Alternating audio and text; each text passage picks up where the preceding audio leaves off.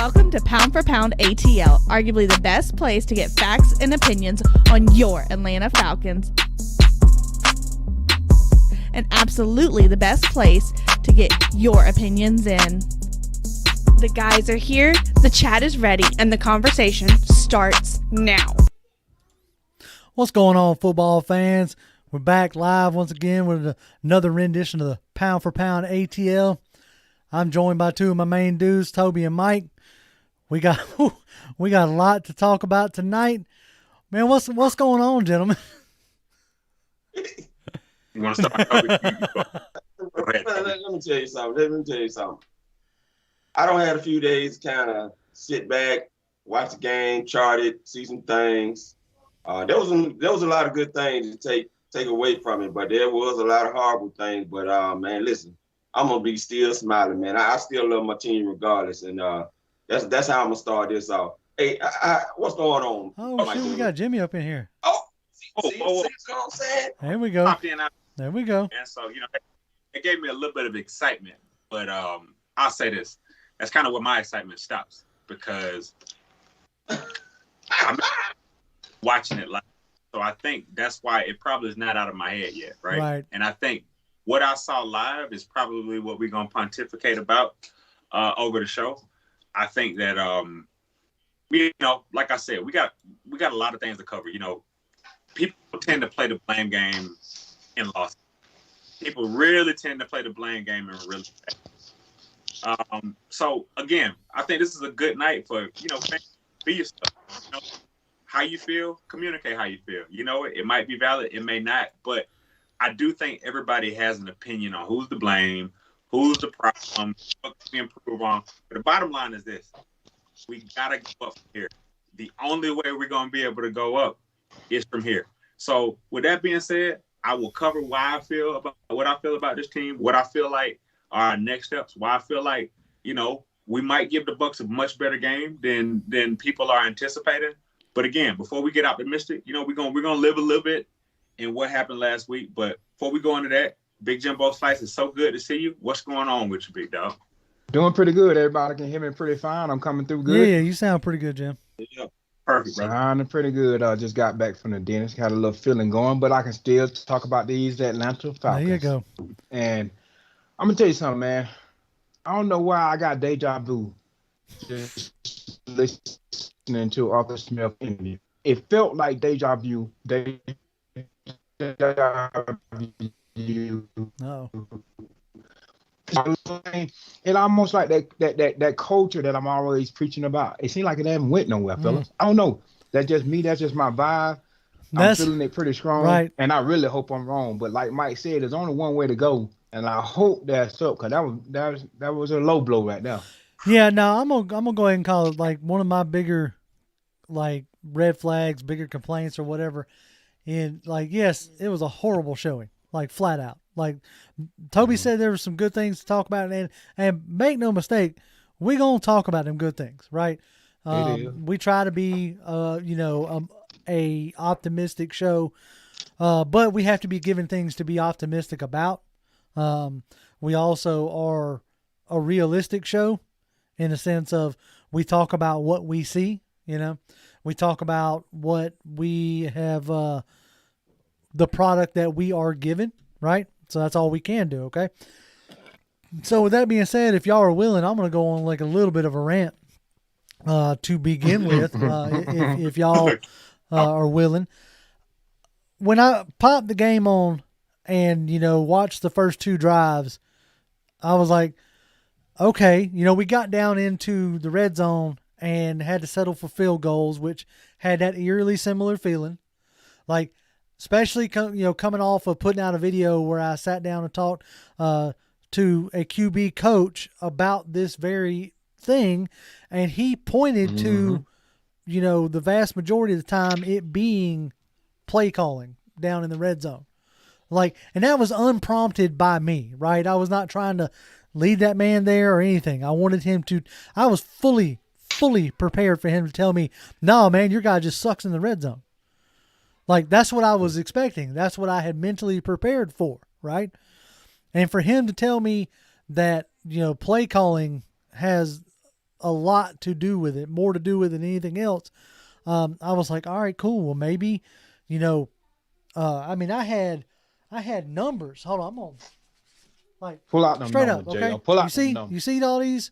Okay, I'm gonna give you these stats, right? I'm gonna give you these stats.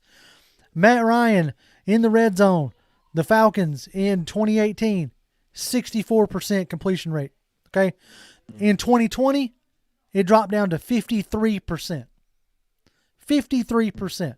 Okay, for comparison, Green Bay and Aaron Rodgers was in the 70%. Okay, Tennessee, where Arthur Smith came from, the year before he took over, 53%. The 2 years after, 77 and 74. Okay, so I was like, all right, fine, maybe it is play calling. What's up, Cat? Whoa, bud. No, it's like, so I'm like, maybe it is play calling, right? We get down in the red zone, and guess what? We still can't convert. And as a matter of fact, that was the only two times we got into the red zone, right? It seemed like as soon as Philly figured out that they could pressure at will, game was over. Yep. As soon as they figured out that Jalen Mayfield couldn't hold up, that Hennessy couldn't hold up, that McGarry couldn't hold up on the vast majority of passing plays, Come on now. guess what? Game over. Yep. Game over. Okay? Thanks. So, Thanks. there were times I watched, I know some of y'all probably did too, watch that Brian Baldinger, breakdown. Yes, some of sir. his. I didn't watch them all because it hurt my heart. Couldn't do it. Watch some of them, Too many though. of 'em. And, one of the things he was talking about, that overthrow of Russell Gage. First of all, why are you asking Mike Davis to block Fletcher Cox? With no help. What? What are you doing there? Somebody suggested that maybe the pocket was supposed to roll. Okay? All right, fine. That's on Matt Ryan then. If the pocket was supposed to roll, which we don't know for sure, but if the pocket was supposed to roll, that's on Matt Ryan. Period, point blank. Okay? I'll straight up and down say it. Everybody loves to accuse me of being, the Matt Ryan defender, the Matt Ryan homer, right? And I've even taken that mantle sometimes, a I'll call a spade a spade. He's a 14-year vet. Like, he should be able to survive without preseason and be able to look at the myriad amounts of, offenses that he's been in and understand how they're supposed to operate. No question. So if it's a deal, and it's something you said, Mike, if it's a deal where he's now shell-shocked or gun-shy or trigger-shy from getting hit because of this atrocious offensive line that we've had for now 4 years, 5 years running, if that's the case, then we need to sit him. Period. Point blank. And man, you know what? I'm just gonna go ahead and dovetail off that rant because one, I couldn't agree more, right? Because I jokingly say I made the mistake of watching it live, right? But here's what I saw live, right? Because I got a chance to hear the perspective of Philly fans. I got a chance to hear the perspective of a fan who's been coming and watching this team for 35 years. And I got to see it from the Mike Dub perspective. And you know what? Out of all of that, here's what I took away from this loss. This is kind of why my gears are a little bit grinded right now. When you lose like that, it's bigger than Matt Ryan, the offensive line, the defensive line. The brand loses. Yep. And I'm going to tell you what Arthur Blank, all the way down to the guy selling hot dogs as an usher, lost because everybody comes in with these expectations, right? And the problem I have with it is you have time to put on a show for this team, for this city, and for this organization. The problem is that loss hurt the people who paid $100+ for their ticket, more than the people on the field that were contributing to that show. And now, again, you play the game, just a game. We are to support this team through and through. But the problem is Arthur Blank has put a lot of research into this team over the years. And I literally was thinking, I'm like, with the way that we've played for the last 5+ years, what have we done that makes us deserving of a Mercedes-Benz stadium? Why do we even deserve a stadium this nice if this is the consistent product that we're gonna put out on the field. Because I think if you look at some of these other teams, hey, look, they're in a new Heinz Field, and the Steelers have been playing fine for years. But we got all these upgrades, we got all the bells and whistles, we got the loudest stadium. You know what the Eagles were making fun of us? It's like, man, why is the stadium this nice and so few people are in it? Now there might be some other reasons for why there are fewer people, but they thought it was laughable, the lack of home field advantage that we have in this stadium, right? So I think the problem I have is the culture of that's what's acceptable. And that starts with two people for me. Matty Ice, Arthur Smith. We've been preaching accountability. We've been preaching toughness. I said jokingly last week, I said, guys, maybe, Arthur Smith is holding close to his cards because he said his own words. I made the preseason vanilla on purpose. Yeah. But what he didn't say, I made game one vanilla on purpose as well. That's my problem. Because the problem is this. If you can't win in the trenches, here's the thing. If you don't thoroughly invest in the trenches, this is what I saw with my own 2 eyes. See, preach. If Greg hand on you on the defensive line, that running back is going to be able to run for 5 or 6 yards every play at will. And the last thing I say, and I'll pass it over to Jimbo or Toby, is from the seats that I had, watching Matt Ryan, it almost looked like sometimes Matt Ryan was actually running into the blitz for sometimes. It was like he was there and it was like, it's a blitz. I'm just going to go in and get swarmed and the players over. Jalen Hurts was literally back there like, nope, don't want to go to that guy. Don't want to go to that guy. You know what? There's a guy back there 30 yards wide open. Yep. Don't even break his. That is what we honestly have seen far too much of. And I think that's why so many people have said, you know what? There have been years it's taken me 10 to 12 games to figure out whether the Falcons are going to be good or not good. A lot of people looked at the first game and said, yep, I already know how this season is going to go. It's far to think like this. That, to me, is a problem. Yeah. But anyway, Toby. Toby, I want to hear from you. Toby. I mean, the only thing that ticks me off, guys, is that Kyle Pitts wasn't involved in the game plan more. I felt he would have destroyed that zone coverage that the Eagles were playing. And I was shocked by that. 8 targets, 4 catches for 31 yards. And then he started using him in the dink and dump situations closer to the end of the game. And I'm sitting here like, you were just preaching about if you get yards and you don't win. What's the point? Right. It doesn't make any sense. Arthur Smith is saying all the right things, but so far his words are not lining up with what he's doing. That's he's got my head scratching more than someone that had dandruff right now. I have no clue what he's doing, and the questions continuing to mount up. He got defensive today. He got defensive today when Carl Dukes, I'm just going to say 92-9 game, asked him about why he didn't have Kyle Pitts on the field more. And he insinuated something like Kyle Pitts, it could have been a situation of substitution or he's tired. So, or there's no difference between him and Hayden Hurst. We feel comfortable between either one of those guys being on the field, whether the other one's not on the field or not. Dude, you went and got this guy 4th overall. Why in the HE double hockey sticks, this red zone threat is not on the field during the first freaking drive that you're down there in the red zone? Yep. Now, see, that's the thing right now that's got me upset and puzzled right now going into this situation. Jimbo, I'm going to leave it up. I'm going to let the rest go up to you, man.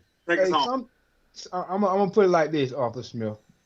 Sometimes you can overthink things, you know what I mean? Mm-hmm. But at least give yourself a chance to be proven wrong. Right? Number 4 OR pick, you don't know. That's the first thing you should have did as soon as you got there, and then let it be a substitute problem, or maybe Hayden Hurst could take care of this type of deal. But do not get us in a situation where it's a game that counts. These games count. You know what I mean? I understand the preseason, but this stuff counts. And losing a meaningful game, that means something. That's a regular season game, and just to be vanilla. That could be a tiebreaker. I don't think now organization in the NFL, there's a hard league to win in. I don't think it's now team in the NFL is just willing to throw away a game. And if I got a coach that is willing to throw away a game in the front end of the season, what you gonna think he's gonna do in the back end of the season? I can't take that, and I ain't with that, and I ain't feeling it. But like people keep saying, it's just game one. But it ain't just game one. This been 5 or 6 years and coming of a bad culture of losing, and it's something we're trying to get over with. You should be trying to be the Pop Warner team if they put him out there, because we ain't seen no winning in a long time, and he knows that, and Terry know that too. Go ahead, Dale. You ask yourself this question. You say, why are some cultures conducive to winning, and why are some cultures that you stay right in the muck, right? Because I would say that we have the least amount of excuses of any team in the NFC South. You know why? Because we've had the comfort and the blanket comfort, the same quarterback for 14 years in this division. If you're 14 years in the National Football League, the highest division of professionalism, and there's not a winning culture after 14 years, then again, like you said, you might see even more drastic changes. Look. Hey, look, Arthur Smith, like after one game, again, it's crazy that but keep this in mind though. He also coming from an organization where they pulled the plug on a first overall draft pick. And you can't blame him though, because you know what? There's something. Let me tell you something. Something last week that when I saw it in the game a little bit, I heard it, but when I saw it, it kind of pissed me off. And I'll tell you what I mean. One thing Toby said last week was, and maybe you, JR, as well, is that Arthur Smith ran the ball a lot to put the Titans back in games, right? That was his way of getting the Titans back in games, running the ball first, second down. Let me tell you something. We need to switch that up, because we tried that in the third and fourth quarter, running the ball and continuing to push ourselves in horrible field position, and it just became unwatchable. Fans were starting to get infuriated, because honestly, it's one thing when you got Derrick Henry, but I don't know about you guys, but did you guys see the way Mike Davis got hit by Brandon Graham first? Yes. When the tone is getting set like that, we ain't at the Titans no more. So it's time to get real with what this team needs. And honestly, at that point, just if Matt Ryan had been in the league 14 years, let him throw the ball around and just keep us in the game. Running the ball on first down when we're down by 20 points is not going to win you no fans either. I'll say this, as far as I'm gonna rip off a little bit more, and then we're gonna get into this. We're gonna get into the chat, because this is already going. But the thing about it, like, all right, as again, I know if y'all follow me and Toby, y'all know we do craziness like chart games, okay? Right? All right. Yep. The amount of packages, like formations that Arthur Smith personnel packages ran out with, I actually thought was great, to be completely honest with you. I thought that was brilliant, in a sense of, like, you talking about using 22 personnel, 21 personnel. Loving that 22, which we're going to get into when we start talking about, like, the goods. We just got to get the garbage out first, right? That 22 was fun, okay? But anyway, like, you, in the first two drives alone, you ran 29 plays, okay? 29 plays. And the rest of the game, you ran 34 plays. So you're telling me that in two drives, you almost ran the same amount of plays as you did in the rest of the game. Wow. That tells me, like, you weren't being successful on your plays, obviously, right? And, like, the balance wasn't there. You talked about, he talked about wanting to bring balance to it. Like, you weigh, again, you're asking, you kind of had to, obviously, because you were down, but you had, 34 pass attempts, to Ryan. I will say this, in the first half, you gained more yards on the ground than I think the Falcons gained all year last year. So I'll give you that. Like you're getting the run game going. And once that really gets going, it will be a strength of this. Yeah. And I get it, right? Like, but, to y'all's point, it was the way you were throwing it around that was very problematic to me. Like, you weren't trying, obviously you didn't, like, Ryan didn't have time to push anything downfield. I get it. I get that. But from what I saw, you weren't doing a ton to try to help facilitate that either. Like, the play action pass wasn't there. Like, whether he was supposed to roll the pocket or not, there wasn't a lot of movement, of the pocket that I thought would have been more of. And look, at the end of the day, if it's a case of, like, Matt Ryan being gun shy or shook or whatever, then I hope Arthur Smith and Arthur Blank have the stones to pull him and bench him. Because you hit the nail on the head, Mike. You said right now, what difference is there between Matt Ryan and Joe Flacco? Right now, there ain't much of one. Now, Look, Ain't much I'll on. fully admit to anybody right now that this could be just full on overreaction.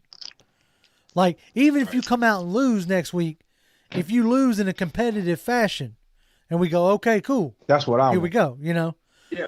And the You're same right. thing with Washington, okay, and Yep. New York. Even if you start 0-4, but it's competitive the rest of the daggum way, you That's what won't I hear want. me be nearly as you know, like scolding as I am right now. But that's what I have said from word go is what I want is my team to be competitive. I'm not right now this year. I'm not asking for Super Bowl. I think that's ridiculous. Like initially when we first hired him and we were looking at the draft, we were all hyped and excited. Yeah, our expectations were way the heck on up here. They were. But come on. That's when hope springs eternal. But as we started to, get closer and closer, I saw the moves they were making. You weren't really making moves on the offensive line. The starters that you were bringing in were serviceable at best. And I was fine with serviceable at best. I was fine with it. I'm like, okay, cool. Like, you're doing what you can do with the cap situations you've been dealt with. All right? So, if your idea is like, look, I'm going to try to deal with this cap so that here in a year or two, maybe we can do something, right? So you did what you could do. You didn't restructure everybody. You didn't do a ton of all that so that you could try to mitigate some of this cap. So you brought in who you could bring in. Okay, fine. Yep. My expectations started to ratchet down, right? We got in. We got into training camp, watching what videos we could watch. Went to the Mercedes-Benz Stadium. Went up to Flowery Branch, watching them practice, watching what they were practicing, that they were showing us, the fans, because that's thought out, right? So you're watching what they're practicing, and how they're. And I tell you this, they didn't like as far as the crowd goes. They didn't show us a lot of the defense practicing, but whatever. So you see all this, and you're like, okay, expectations coming down a little bit more, right? It doesn't look super crisp. And then you get into preseason. I go to two of the three preseason games. We live stream the other one, right? Yeah. I'm watching all preseason. Not necessarily watching for players making plays, but watching for situations being coached. Expectation gets ratcheted down even more. And then you come out and do what you did Sunday, and now I'm like, okay, fine, whatever. Like, where am I supposed to be? I'm surprised. I am super surprised right now that I'm not getting, and I'm glad. I appreciate it. And maybe I missed them, and we'll catch it when we get back into, when I close the opening salvo and get into the chat. I am super, super proud of our folks in chat. I haven't seen the first "I told you so." Because, buddy, that's what I was seeing on Twitter. A whole bunch of fans going at each other saying, "I told you so." Oh, look, here's Tat McKinley telling me I told you. As soon as I say that. Oh, Tat, come on. Tat, you didn't much in the Browns Yeah, right? game. But I couldn't agree with you, though, more, JR, because, as we look at this team, I'll tell you this. If this was the Apollo, Sandman would have came out there and pulled a hook, because it was one of them Sandman situations. Or, listen, if we was at, I don't know, old school, it was literally a performance where if they put a performance like that again, they need to start handing out tomatoes. Oh, yeah. And people need to start chucking them. throwing tomatoes. Right? So, like I said, I think, all we can do is go up. And I think, what? As we go into the show, ready to pivot over, shout out to a few of them guys on them one-year deals, because those are some guys that show, I would say, a lot of spunk. Fabian Moreau, Cordell Patterson. Yeah, we're gonna get in. We're gonna get into those. All right, I want to go ahead and jump into the chat here, and we're gonna hit it. Right, we're gonna hit it. All right, Wound Carter says, "Rise up, pound for pound family. Sure was looking for a post game show. I don't know, man. Y'all, I don't think I can handle a post game show. Boy. Like I need time to collect my thoughts and things of that nature. I know there's a lot of creators that do post game shows, and but yeah, no, at least not right now. Joseph says, my emotions be a little too high. He says, "What's up, pound for pound? Let's recover and get ready for the next game." Yeah, we ain't gonna spend a ton of time talking about the next game. That's for Friday's show, but yeah, we're gonna really do what we can to dissect this one. your boy Deezy and Dustin and Rose Stockton, not Stockton, Roe Staxon says, "What's up, fam? What's going on, folks? Glad y'all are here." What's up? He says, "Yeah, hopefully by week 5, look different, trying not to panic." I think we all are trying not to panic, and I'm not necessarily advocating for panicking. I will say this: I'm just tired of seeing the same thing, right? Like new regime, new everything, and it's still same old crap. You know, that's the part that just makes it frustrating. Let's see. Nick says, "I thought Smith was supposed to be an offensive genius. Same with Pease on defense genius.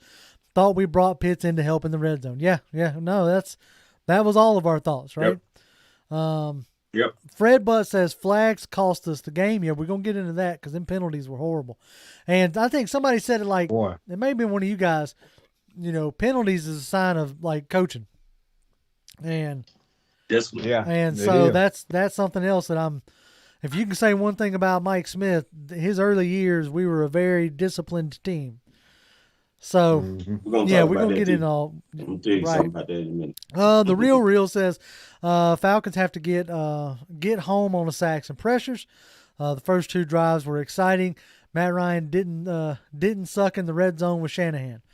And there's we'll get into, like I said, we're going to keep getting into all this. Iron Mike says, LOL, it didn't look like accountability is our issue. Talent is. And that's how you look. Maybe that's it. Maybe that's the case. Maybe it's talent. Ghost Pepper wants me to continue preaching. Look, I'm going to step off a soapbox. I promise. I'm going to try not to get into it too much. Rose says, O-line is a problem and they wasn't working together. Eagles sent 3-man rushes and we got 5 O-linemen instead of helping and having 5-0 versus 3D. It was 3D versus 3-0 and the other 2 were just looking around. And that's something, again, these are things I want to address, you know, but got to get in here talking with y'all. That's the point of this show, right?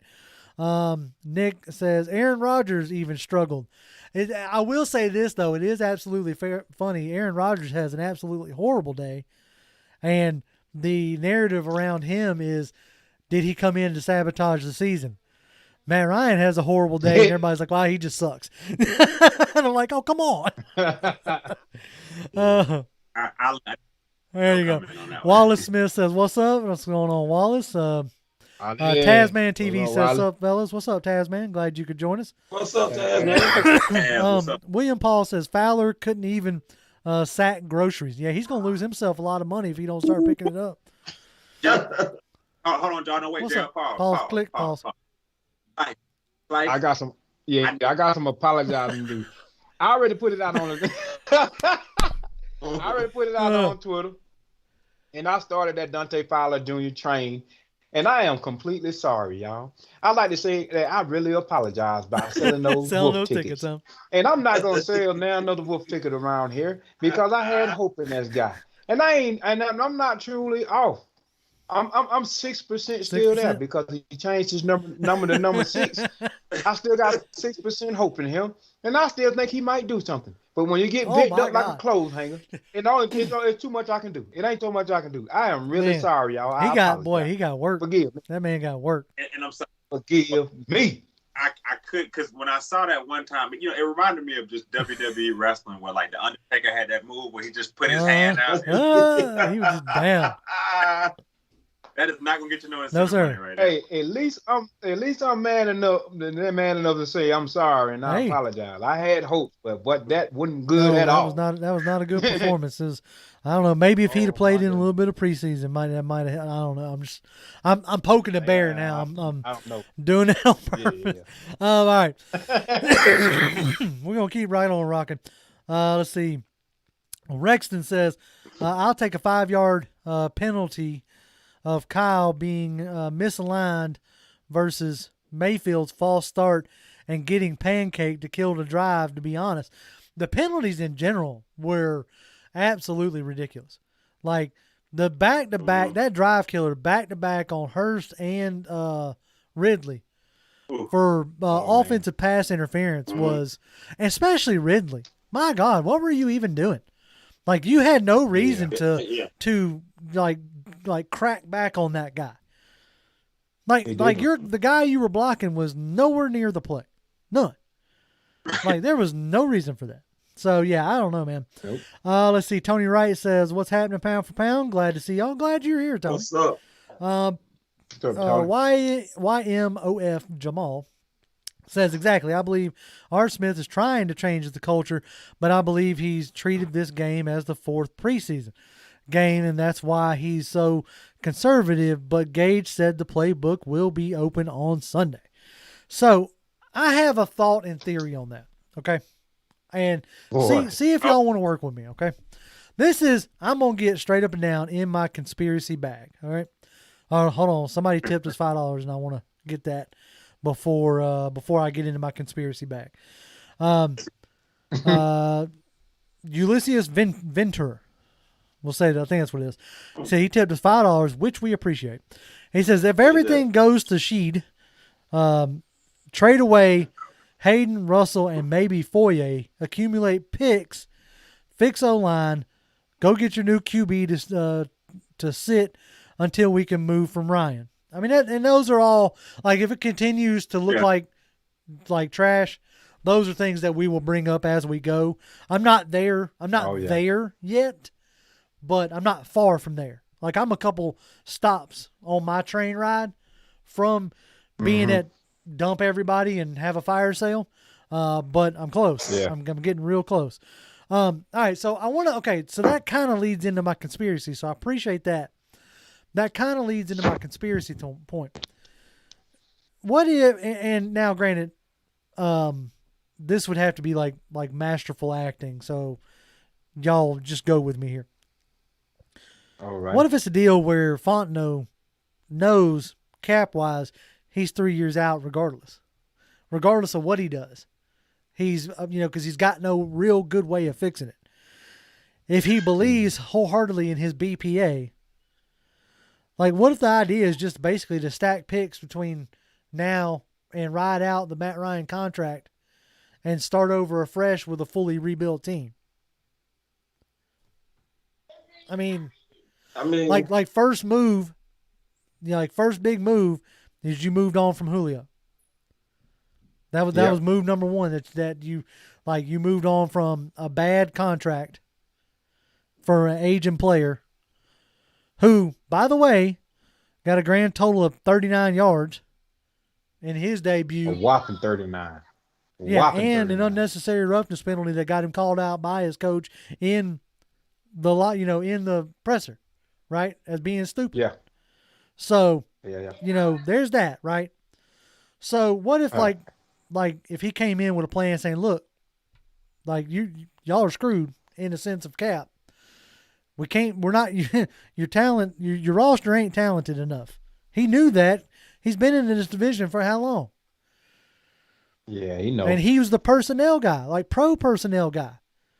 So, he had a file on everybody we had. Okay? Mm-hmm. I'm just saying.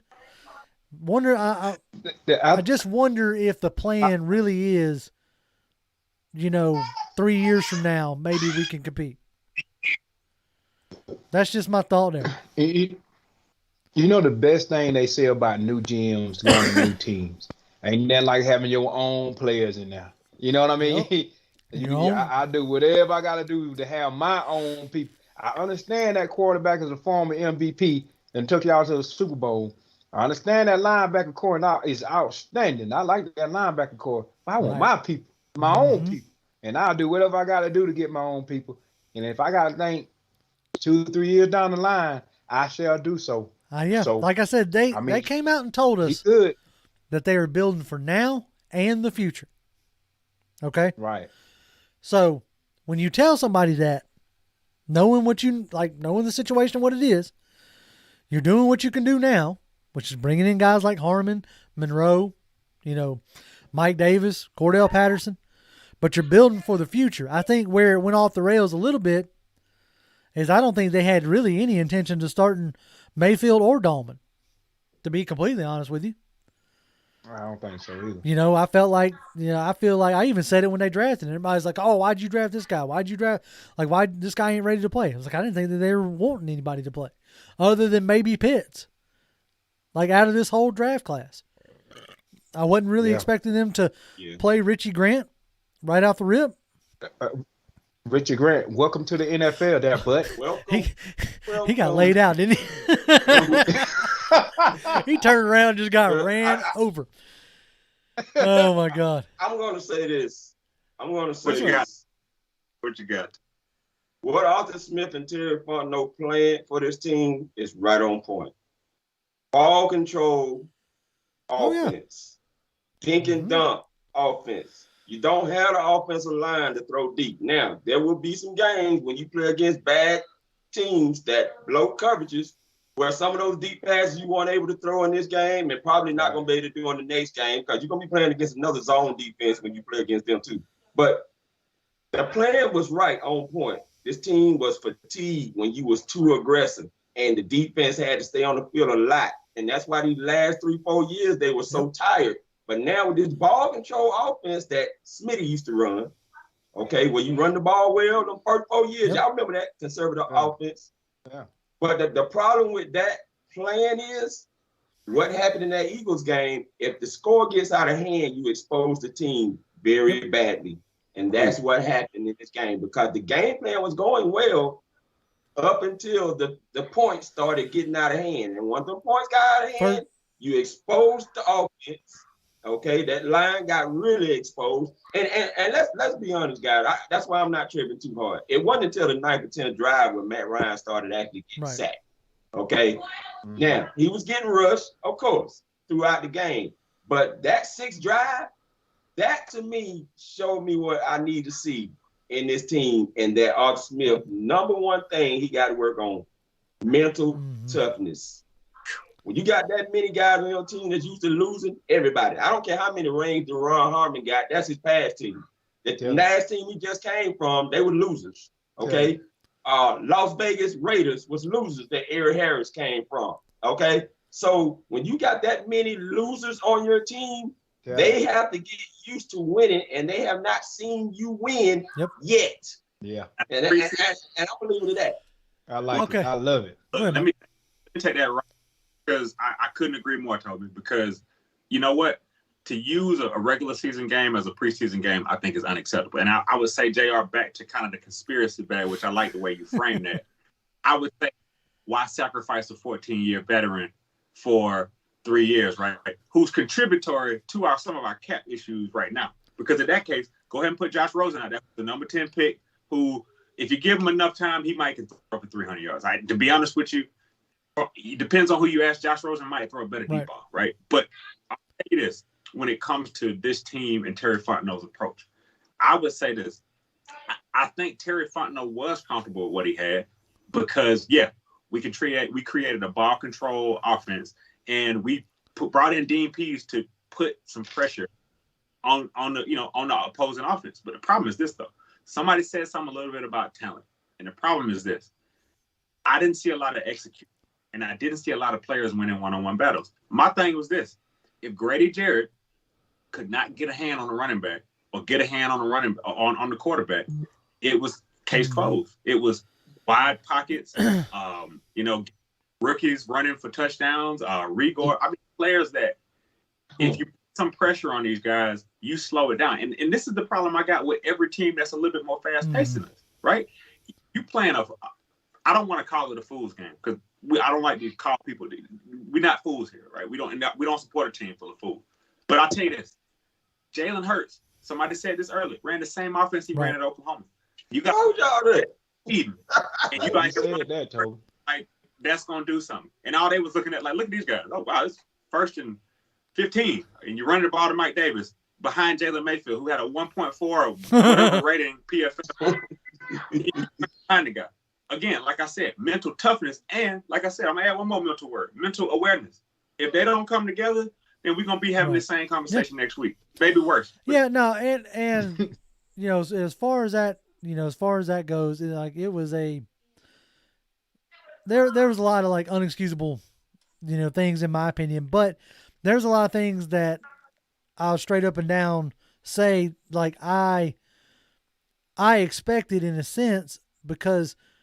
Everything okay, doing the amount of research that we done over, over the the offseason, whether it was, Dean Pease' creeper defense, the outside zone blocking scheme, whatever. The amount of like material that I tried to like educate myself on, like told me some of the things that I knew, but like reinforced in a sense. It was like, when it comes to this zone blocking scheme, yes, it works well with lesser talent. That's one reason why it gets implemented, right? Because you have two guys blocking one guy and so on and so forth. And the concepts are there, to, mask inabilities of guys. But the one thing that I read in every article that I read about it, every coach that I listened talk about it, it said reps, reps, reps. You have got to rep it for it to work. Yes, sir. And when you didn't rep it in preseason in live fire, I was like, I said it. I said it on the show. Like I said it on the show before, the preview show on Friday. My biggest concern, this offensive line. That was my biggest concern. It came to fruition. And I'm gonna give King 7 one response. Because King, I don't ever hear from you until Matt Ryan plays bad. That's the only time I ever hear from you. That's the only time you ever pop up in the comments is when Matt Ryan plays bad. All right, here it is, King, because I know you're going to want to hear it. So I hope you're listening. If Matt Ryan keeps playing like he played on Sunday, they need to sit him. I want him off my team. There was a lot of things that he did that was just as bad as any other team or as anybody else on the team. But with that being said, whether it's you want to blame it on them or not, the fact that the all-glorious PFF did not account any hit, pressure, sack, none of it was laid blame on Matt Ryan's feet. And that's from people who ain't got no skin in the game. They're just looking at data and that's it. Nope. Okay? So, fine. There were the play in the end zone that you missed earlier. I was really hoping you was going to be in here so that you could hear me say it. Those are lies. See, those are the kind of comments I'm about. Those are lies.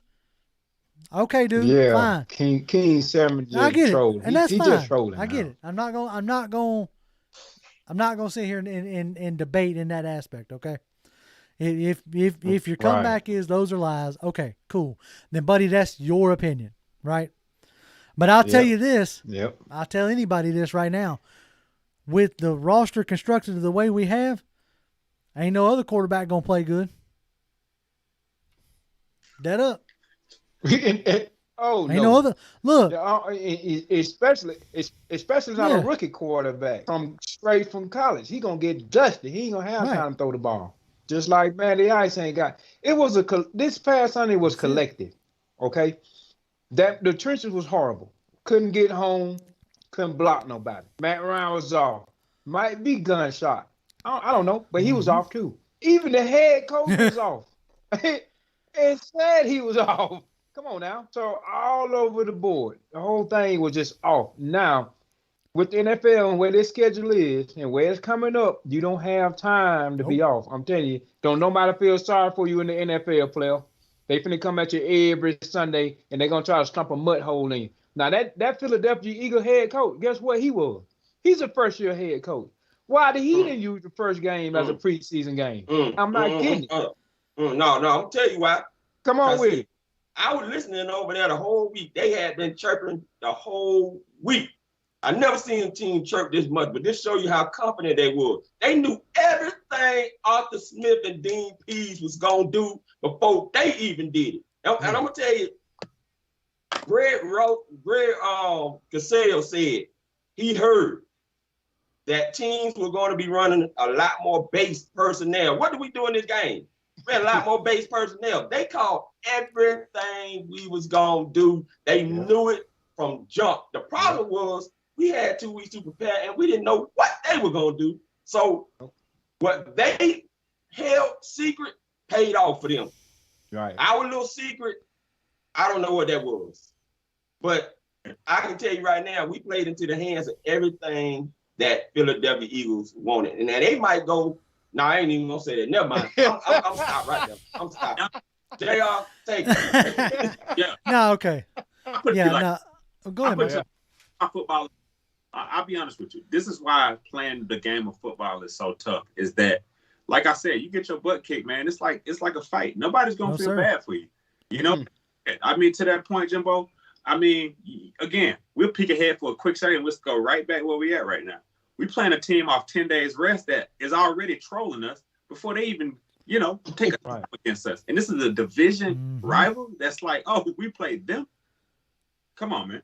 Like, now that right there is, if that don't get you, fired up to play, giving everything you got, then I don't know what will. Because I'll tell you like this. The only thing I saw, we got 1 sack last week. 1 sack last week. And you know what? All the months of preparation that we've done, and this is what makes it tough about us. And this is y'all now. We've been preparing for months on this stuff, right? And we give the lay of the land every week, right? But the same things we've been preaching against, because somebody said we was preaching other, and that's probably fair, but the same things we was preaching against. Got to get to the quarterback. Got to be able to protect the quarterback. Got to get some pressure in the trenches. And again, like, hey, again, while we calling them out, where are our defensive linemen that's in their 3rd and 4th year? That's supposed to be stepping up this year. Because I didn't see nothing for them. Like, again, Means. Means. Oh, go. Means look like Kaminsky looked lost. Means. What was Kaminsky? Like, look, I'm gonna flat out ask, like, why wasn't Michael Walker out there more? Why wasn't Ogundeji out there more? Yes. Oh yeah. And see, that is puzzling to me, because after that game is over, you bring Brandon Copeland back to the team. I don't get that move either. You cut him off the day before the game. Yep. Mm-hmm. Yeah, I don't understand that. I get it, salary cap, whatever. But they wasn't somebody else that you wasn't planning on. You like, I don't get. You know what I'm saying?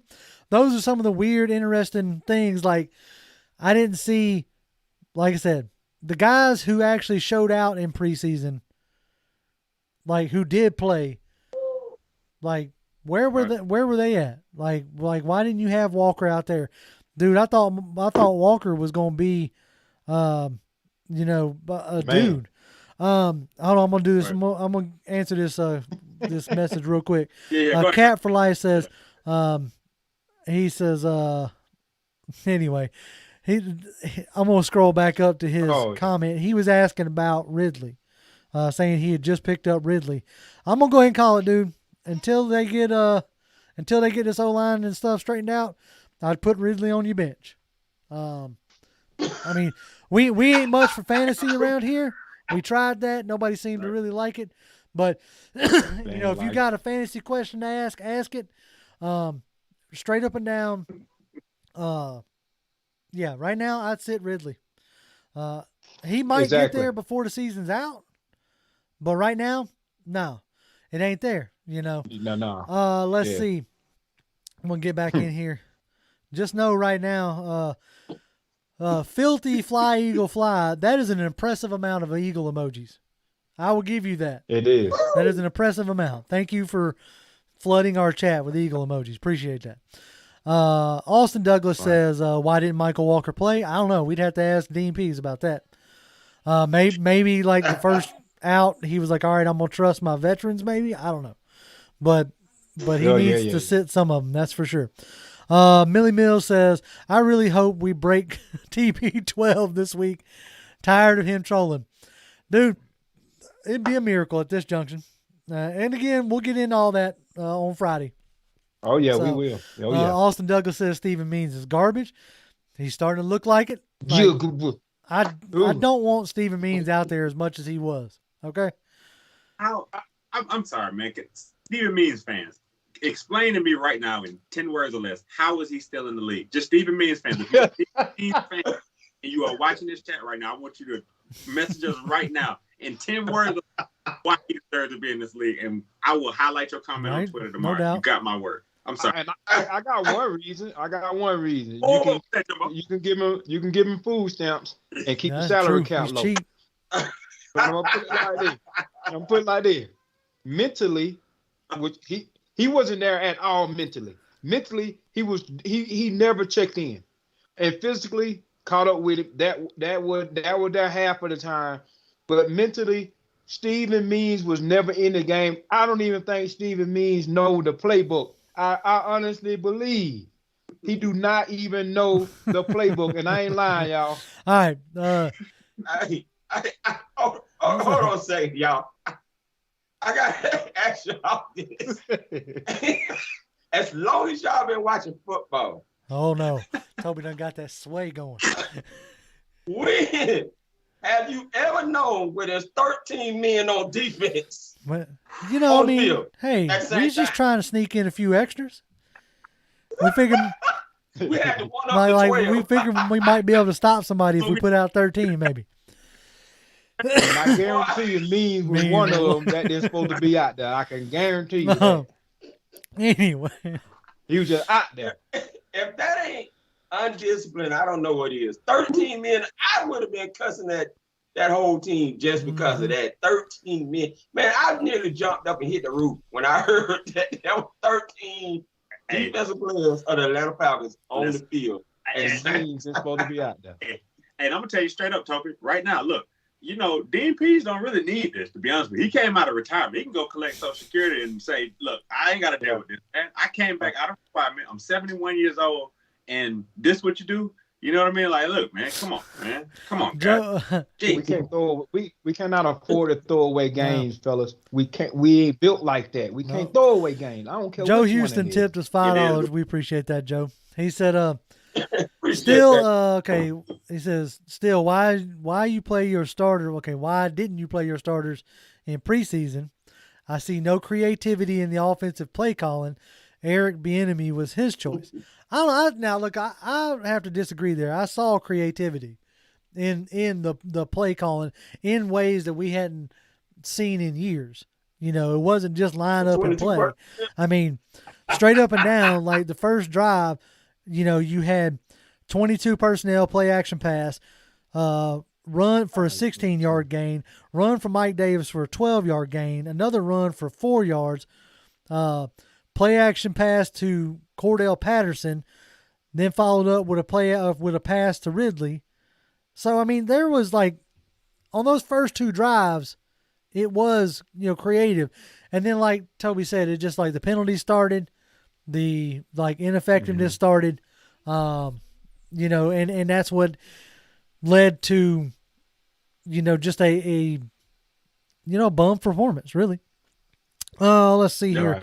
Right. Ghost Pepper says the data has backed up this for years, but a chunk of our fan base thinks that a tuck and run first QB will fix the black hole of left guard. Yeah, no, I agree there. Like I see that narrative. Oh, if we had a, you know, running QB, he'd be able to escape all this. Go talk to Lamar Jackson. How'd that work out for him? Like Max Crosby was all up in his face. You know what I'm saying? Yeah. And Patrick Mahomes in the Super Bowl. So that is a way to help, but it is not the answer. Ask Cam Newton how his body feels. You know what I'm saying? Like that helps, but it's not like you still need a strong, structured O-line, period. Period. Look, if you want to look at what the Eagles had better than us, it was a stout O-line and a stout D-line.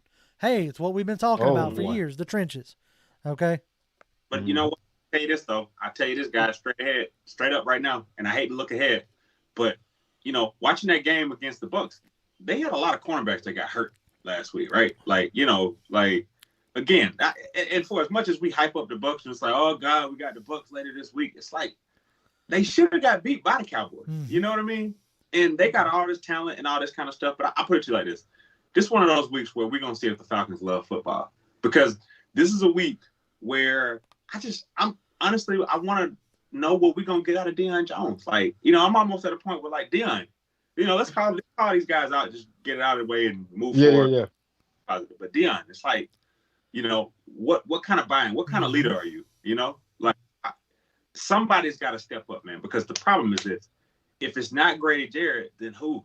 And we've been saying that for too long, right? Yeah. Like Yep. No, it's right. It's Marlon, where you at? You know, Ogundeji, where you at? Right. You know, Dion, Foye, whoever, Michael Walker. And yeah, no, I completely 100% agree. You know, it's week 1, but we got to figure out what we got in this. Okay. Bruce Taylor says trolls are heavy rotation tonight. The Falcons don't change coaching any more than any other team. You don't know the franchise if you're saying it. Hey, look, Bruce, I'm with you, brother. I am done feeding trolls. Okay. And somebody made, because I brought up Lamar Jackson. Somebody said you wouldn't want Lamar Jackson right now. Look, that's not even what I'm pointing at. What I'm pointing at is you need an offensive line, period, point blank. I don't care who you are. Yep. What is Russell Wilson's biggest issue from being in contention for the last few years? He's had to run for his life on almost every play. I use these as showing you other examples. You know, so look, I get it. Most of y'all think Matt Ryan's a trash quarterback. Got it. Whatever. Like I'm not going to sit here and have that conversation and or debate and argument all night long every night. Just not going to do it. I'm just glad y'all are putting it out there so that I know where you stand. Okay? Yeah, hey, sir. Hey, I'm going to say this. I don't care what y'all feel about Matt Ryan. I don't care if you wanted Justin Fields. At the end of the night, all of us are 0-1. So if you're a Falcons fan, you are 0-1. So stop all that talk, because ain't no changes going to be made before the end of the season unless Matt Ryan is set for Josh Rosen. Exactly. Yeah, get up. And also the brand, everybody, like I said, it's Arthur Blank, and it's the guy serving hot dogs, you know, as an usher. Cold beer for $7. It's a loss as a brand. So look, whether you're trolling and if you still rise up, and you claim to be black and red, because you claim to be, right? So something you like about this team to continue to be in this suck with us, right? You might as well look at your brother to the left and right and say, you know what? If we bad, we bad together. If we good, we good together. And just like, look, if Justin, listen, I'm gonna tell you something. And I'll just spare y'all. I went and I saw it myself. Justin Fields would have struggled with that offensive line. Okay, so my thing about it is let's cut it out. And here's the thing. All right, my last little bitty rant. Guess what? You can actually guess what? Here's a thought. You can actually root for Justin Fields to be successful and also root for the Falcons. And matter of fact, if Justin Fields completes a pass, he does it for the Chicago Bears. It has absolutely nothing to do with the Atlanta Falcons. No, it's that up. Like that's it. Like this is our team. I've told many of people, and I will continue to tell many of people, if your like despise of Ryan is what like keeps you from like really supporting this team, then hang it up until he retires. You know what I'm saying? Like come back. Right. And everybody's like, oh man, you don't want to be critical. No, I'll be critical. Like you can go back and watch the tape of this show. I'll be critical. There's a difference in being critical and just hating. You know? Right. I'll be critical. Like when he makes mistakes, you know, when he looks like he's gun shy for whatever reason, if it's the O-line, if he's throwing into double coverage, I will be critical.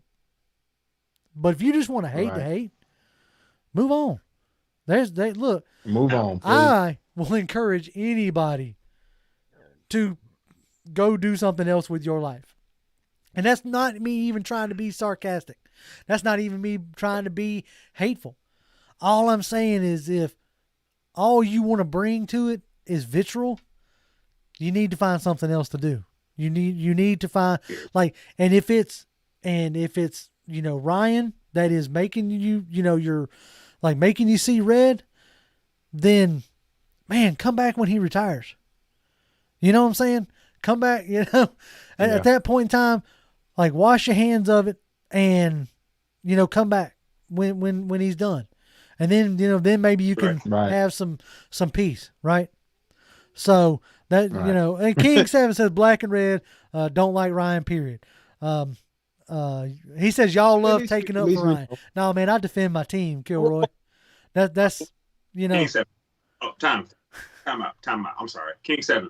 Let me talk to you real quick, and the other guys want to talk to you, but we're going to talk to you right now. I'm going to tell you something about this team. I just want to see a win. Let me tell you something. I just want to leave with a W. If Matt Ryan gets us a W, cool. If another quarterback gets a W, fine. Listen, I know you might feel like, we got Matt Ryan. You might have and you know what? You deserve your biases. You know why? You watch a game and you form an opinion, and that's your opinion. You are completely entitled to your opinion. And like we always say on this show, y'all got y'all opinions. We got ours. But let me tell you something. Now, Matt Ryan with time can allow us to win football games, right? You ask yourself these questions just real quick. Can your quarterback with time allow you to win a football game? And if the answer is yes, and he's on our team right now, let's hope that he has the time necessary to prove why he's been on this team for 14 years, regardless of whether you like him or not.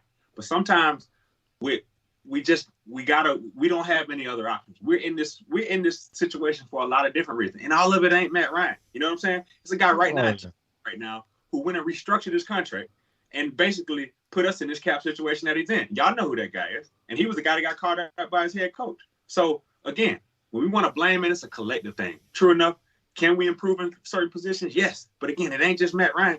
Because I ain't heard nobody say, man, Jalen, I haven't heard anybody say, you know what, man, that left guard really didn't do Matt Ryan a lot of justice. And say that. They just said Matt Ryan made, but it's like, look, how many times are you going to get hit before, I don't know. Yeah, guys. No. Toby, Jimmy, y'all. You did. But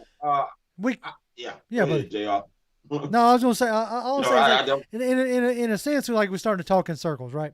So, be it. Y'all have your opinions. That's awesome. I'm at the end of the day, I'm glad y'all are here and giving them to us, right? Because that's what it's all about, right? What it's all about. I got one opinion. I think Caleb McGarry. He did okay. Right. Look, he had the one play where he got punched in the chest and fell over. Yeah, that was bad. But all of them.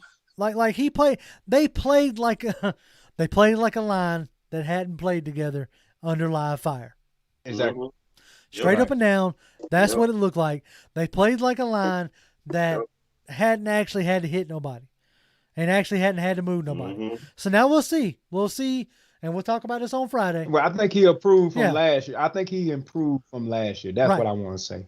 He improved from last year. Chris James says the defense has been missed draft pick one right after another. And that's like all that leads to where we are right now. Had Beasley hit, had Tack hit, had Jalen hit, had not Ricardo Allen, but had Alford really hit, had Trufant really hit. You know what I'm saying? You could have had, it's not that you didn't put in, draft capital, you just put it in the wrong spot, And so, I get it. You're going to have to rebuild this thing, flat out. Matty Ghost just tipped us $5. Thank you, Matty. He said, Vic and Justin Fields would have been on IR with the line play from Sunday. At least now we get to get better over the year. That's the hope, right? The hope is that it goes up from here. And let's talk about we're over an hour, but I wanted to at least end on some positive stuff, right? Let's talk about some of the good things that we saw, dude. What a surprise Cordell Patterson was. I will personally admit, when I'm wrong, and I'll try to admit it on any subject when I'm wrong. I overlooked Cordell Patterson all offseason. I was like, this dude ain't nothing but a kick returner. This dude ain't, whatever. And I'll tell you this, from what I saw on his kick return, as a matter of fact, he could just stay as RB2 and put Avery Williams back there because he actually looked kind of slow coming out of the, oddly enough. I don't know if y'all saw that. He came so deep out of the end zone, though, and that just really, he came almost 2-3 inches from the end zone. And so, but him running the ball, I really was impressed with that. I was impressed with his physicality. I was impressed with his vision. And for the most part, Mike Davis looked pretty good running the ball, especially in the first half. There after a while, as the game wore on, it was, Mike Davis, they were running too much just into the middle, but Davis looked good. Cordell Patterson looked real good. And it was something I enjoyed all the way around was watching that run game in the first half. What are y'all opinions there? Oh yeah. Yeah. Go ahead, y'all. Go ahead, Mike. Go ahead, Mike. Yeah. Because I think, a couple guys did flash to me that I think give me cautious signs of hope. And of course, Cordell Patterson through and through was like, yeah. So Cordell Patterson, I think, again, he could be our RB1, honestly. Like for all intents and purposes, we're talking about him like an RB2, but he looked like an RB1. Not only did he look like an RB1, he looked like a guy that wanted to bring some energy. Like, what's funny is, I say this, and I don't even really want to talk about anybody else that did anything good. He looked like the only guy on the field for the Falcons that understood what the mission was, right? And there you go. There you go. So it's like, because the one thing I like about him, and I don't even know if they showed it like, on TV or whatever, but after his runs, he would run out a little bit and just like hype everybody up. Yeah. Like, oh man, like we need to get some energy. We need y'all, somebody, right? But he was the only person that kind of had that awareness. But you know what? He's been in organizations before that have won, and he's like the only guy that's trying to like push it. But again, if Cordell Patterson, a guy that was an afterthought, is the only guy that seems to have a mission, again, we'll keep it positive. We want to stay positive. I think let's hope that energy is infectious. Because again, film has been brutal, but there are certain guys. I think if you can lean on a veteran, right, it helps these younger guys, man. Because he's a guy that's like he's gonna talk to the people and like, all right, because yeah. So I mean, like I said, man, it's one of those things where I hope that Jake Matthews does the same thing for the offense as well, right? If he can, somebody needs to love on Jalen Mayfield a little bit, because I'm concerned a little bit, because again, we joked about Fletcher Cox last week, right? But Vita Vea is on another level, man. So I don't know. Toby, talk about that Friday, I want to expound on this a little bit more. What you talking about? Y'all talking about Cordell Patterson, and I tweeted it. I said if I'm Arthur Smith, I'm showing Cordell Patterson's runs over and over and over and over again. You know why? Because that is the type of player that Arthur Smith is looking for. If you look on them Tennessee Titans, okay, A.J. Brown, all them receivers, when they caught the ball, they were like running backs. They were pissed. Okay? They would carry you some yards, and he was really the only one. Now, Mike Davis comes in second, but Cordell Patterson exemplified the type of players that Arthur Smith is looking for, and we don't have enough of them players, guys. I'm just gonna be honest. We don't. They're gonna have to build those types of players on that offense, because we don't have it up front. That definitely showed the offensive line, because all of them was kissing pay dirt at the end of the day. Fred Butch just tipped us $5. Fred says, I believe in my Falcons. He says, I believe we will win Sunday. I think Arthur Smith was a little nervous in his first game, and Fred said he already bet $100 on it. Boy, you got more faith than I do at this juncture, Fred. But hey, look, I am a type that is a see it to believe it kind of person, right? So at this junction right now, you just, they're going to have to show me, right? And let's see, I'm going to try to, y'all been, the chat's been arguing back and forth with each other, which is why I haven't really been pulling much out of the chat. But I want to finish up and grab some here anyway. It says, Rexton says, hopefully we can get Keith Smith to play a little like the fullback in San Francisco. I think that's going to end up being, like, he's going to be a Kyle Juszczyk type role once it develops, and like I was messing with Toby, asking him, what do we consider Keith Smith? He's listed on the roster as a tight end. So do you call that two tight end and one back, or do you call that a one tight end and two back set? So, but we finally came down on the two back because he's playing a fullback role. So, let's see. Yeah. Bruce Taylor says, y'all pray for this O-line this week. The Falcons O-line getting killed Sunday. I'm praying for Matt Ryan. You know what? I've always wondered if God's a football fan. I'm not 100% sure if he really cares that much, but hey, all the prayer in the world helps, right? Prayer is a good thing. Oh no, no So- question, no question about it. Football fan or not, but I don't know if you've ever put on Right, a yeah. doctor tag because I can't. You're right. I got you. I don't know. Khalil Hunter says Wayne Gallman, the Falcons need a change of pace. And that was something me and Toby were texting back and forth in our group chat talking about Yep. Gallman. And I think Yep. like they wanted to get him up to speed. I'd be surprised if he's not. Yeah, I would be surprised if he's inactive. I think he'll be active this week. Matty Ghost just tipped us $10. Thank you very much, Matty. He says Arthur Smith Appreciate it, got Matty. us some more O-linemen or some more linemen on the D-line and O-line. I know Arthur Blank probably wanted a wide receiver. For some reason, he's stuck in the 1980s. I'm not sure what that last part meant there, Matty. And they did bring in some practice squad O-line help. One guy who actually had gotten some decent starts. Another guy who seems like another Josh Andrews type. But either way, they're not going to be ready to go this week, you know.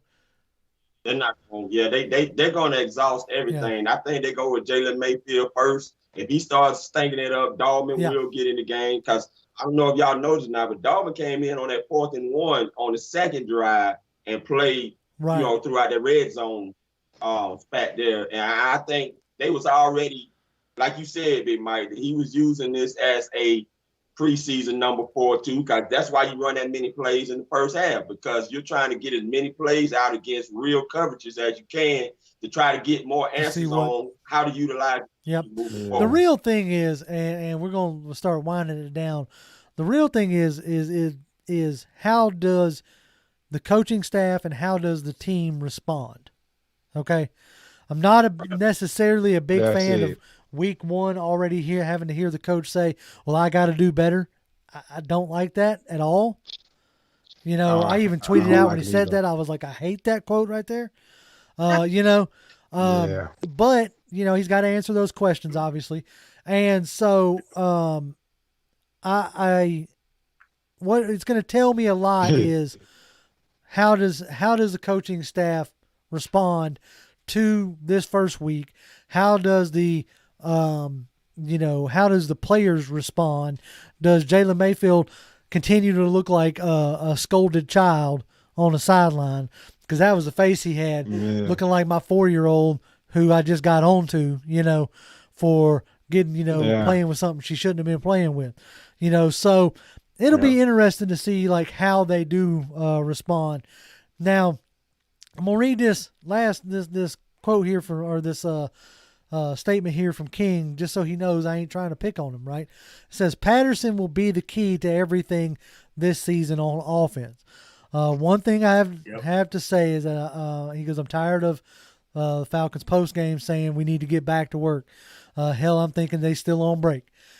I agree there. Like I don't know what they're supposed to say, but it is to a point in my football life that I very rarely pay attention because they don't ever tell you anything, right? They don't ever say anything. It's always like, oh yeah, we'll be better next time. We'll get them. I can almost write a script for them all. But Patterson, as I said earlier, Patterson was color me wrong on that one. He was far more successful than I thought he was going to be. And he's far more, like he has potential to be far more useful than I thought he was going to be. And that's good. I'm glad to see that. Marquise says we need Harvey Dahl. That's right. I need somebody to channel Harvey Dahl. Blazing187 says we won't know who this team is until maybe week 6 or 7 after we get back from across the pond. Like there's a part of me that says by the time we figure it out, it's going to be too late, right? You know what I'm saying? But that's why I have started to like, even into the preseason, changing my expectations of what I think this. I just want a team to play competent. Anonymous says, "How many?" I was gonna say, how many games they think we got? Oh, dude, we ain't got that. Look, we don't go by. Hey, Jimbo, we got 16 more. Hey, look, we got a season now. That's what Matt Ryan 16 more. 16 more. All right. This is look, like I'll put it to you like this. All right. If you want to get into the semantics, not that I think it's going to matter. Like, if you want to get into the semantics, like last year, Tampa Bay looked like complete garbage for half a season. So they got it together. Now the difference is they had a defense to keep them in games. We ain't necessarily had that right now. But anyway. That's what Yeah, exactly. That is the difference. All right. Y'all leave Fred Butts alone about that $100, man. Go ahead, JR. Hey, I got $200 on the whole Lord, season. you a brave man too. Yeah, I guess Carolina Panthers fan. He already took 100 from me last year. Look, if you just want to give away money, I'll take it. Like, offline.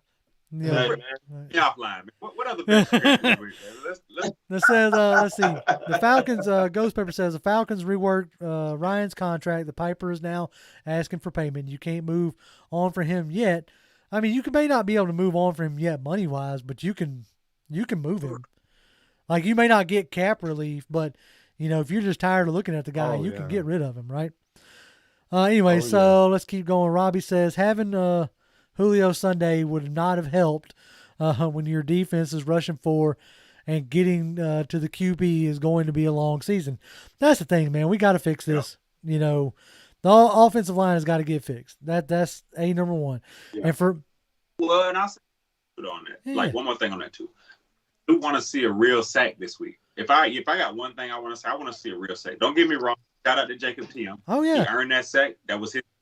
But looking at it live, he got a little bit lucky on that sack because Jalen Hurts actually kind of rolled right into him because the man actually blocked the man in the play, and Jalen Hurts actually rolled in the way when he got the sack. Don't get me wrong, a sack is a sack. He was down on the ground. I'll tell you this: we're gonna have to get shot out of a cannon because not that I want to get into much of it, but Tom Brady 2.3 seconds on his release. You ain't got much time to get there. Boy. Matty Ghost tipped us another $5. Thank you, Matty.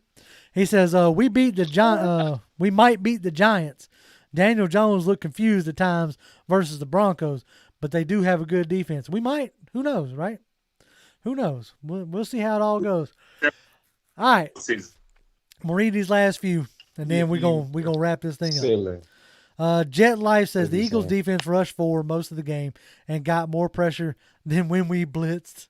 I'm praying for MR2 can make it through the season. Yeah, it's gonna be interesting. We're gonna see how much iron he's made out of. Tim Dunn says trade Ryan for a 7th rounder and a sandwich. I want more than a sandwich. Give me a drink too. A bag of chips. Give me a whole combo meal. Can I get a combo? No. Okay. Definitely need a combo. I need me a wrap. That's right. Bruce Taylor said it's hard to sack Tom Brady. He gets rid of the ball. That laser speed. That's what I was saying. Asia Green also agreed with him there.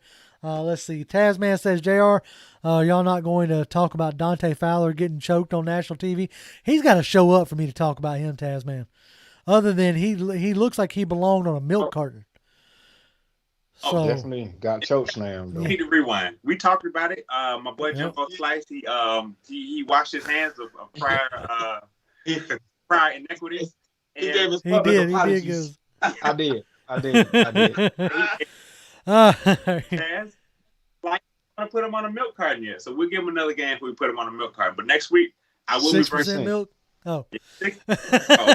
2 weeks, put him on a carton because he's 60%. Next week, he's gonna be 80%. And then in 2 weeks, he'll be 100%. Yep. All right, folks. Man, we appreciate y'all hanging out with us. As always, y'all can follow us on Twitter. I'm at Grim1128, GRIMM1128. Jimbo? You can catch me at Jimmy Obama, JIMMYOBAMA on Twitter. And if I go on a rant after a game, I'm emotionally scarred. I get back around and clean my stuff up, but I apologize ahead of time. Go ahead, Mike. Hey, real quick, to you, Jalen Mayfield, change your handle on Twitter because you said you was a Falcons fan, 1. And 2, you said if you want your quarterback not to get you're going to take that down, big dog. I had to take the test to prove that was false. But again, follow me on Twitter at Mike Dell, MIKE_DUB. I follow you back. Toby D, take him home. Toby D, 1991. And as always, Falcons fans, I can't say rise up no more, so I might have to figure something else out. We'll go. As always, Falcons fans, Dirty Birds. I don't know. That don't even sound right. I got to keep working on it. Maybe somebody give me some ideas. Here you go, pound for pound. Woon Carter says, what time is the live stream on Friday? 8 p.m. 8 p.m. is when we will go live. So just, jump on in with us. We're gonna go deep on Tampa Bay and everything else. So make sure y'all join us Friday night, and yeah, keep it going. Peace.